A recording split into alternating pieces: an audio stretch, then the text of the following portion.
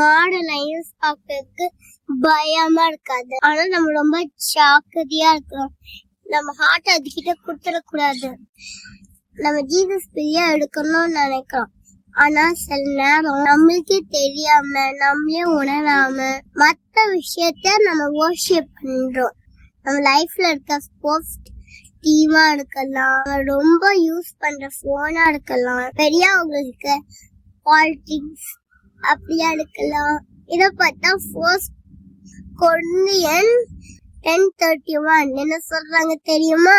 நம்ம எதை குடிச்சாலும் நம்ம எதை பண்றோமோ அது எல்லாமே ஜீசஸோட கோலிக்காக செய்யுங்க. அப்படின்னா நம்ம லைஃப்ல எதுவா இருந்தாலும் அதோட நல்ல விஷயமா இருந்தாலுமே ஜீசஸ் அதுக்கு நம்ம ஹார்ட் நிறைய கொடுக்கும்போது அது ஐடியலா தான் வரும். உங்க லைஃப்ல இந்த மாதிரி ஐடியல் இருக்குதா? ஜீசஸோட அதிகமா வர்ஷிப் பண்றது ஏதாச்சும் இருக்குதா?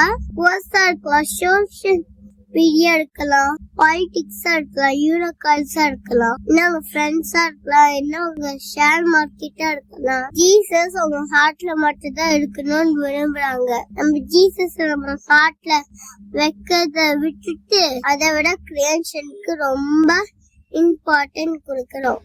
இந்த ஒரு விஷயம் நம்ம நல்லா புரிஞ்சுக்கணும். எந்த ஒரு ஐடியல்னாலையும் நம்மள நேசிக்க முடியாது, நம்மள காப்பாற்ற முடியாது, நம்மளுக்காக உயிரை கொடுக்க முடியாது. ஜீசஸ் மட்டும் தான் அதை செஞ்சாங்க. எனக்கு ரொம்ப பிடிச்ச டைனர் தாயால கூட எனக்காக உயிரை கொடுக்க முடியாது, நம்ம எல்லாம் அன்பு சேர்த்த முடியாது, என்ன காப்பாற்ற முடியாது. இன்னைக்கு உங்களே நீங்க கேளுங்க, உங்க ஹார்ட்ட எது சைலண்டா ரூல் பண்ணுது அது ஜீசஸ் கிட்ட கொடுங்க. குற்ற உணர்ச்சியோட கிடையாது, நன்றி உணவோட பண்ணுங்க. ஏன்னா நம்ம என்ன தேடி பண்ணலாம், ஜீசஸோட பெஸ்ட் எதுவுமே கிடையாது. இந்த வீடியோ உங்களுக்கு புரியல திரும்ப ஃபர்ஸ்ட்ல இருந்து கேளுங்க. பாய் பாய், காட் பிளஸ் யூ.